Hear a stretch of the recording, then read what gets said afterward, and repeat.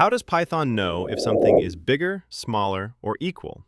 Comparison operators in Python are used to compare two values, and the result is always either true or false. Let's start with this one. Equals equals. It means equal to.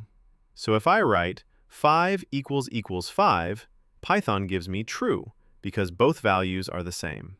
But if I write 5 equals 3, Python gives me false, because they are different. Now this one, not equal to, means not equal to. So 5 not equal to 3 is true, because 5 is not equal to 3. Next, greater than means greater than, and less than means less than. So 10 greater than 5 is true, and 2 less than 1 is false. We also have greater than or equal to, which means greater than or equal to, and less than or equal to, which means less than or equal to. So 5 greater than or equal to 5 is true, because 5 is equal to 5. That's it. Comparison operators help Python compare values, and you'll use them a lot in if statements. In the next lesson, we'll learn logical operators.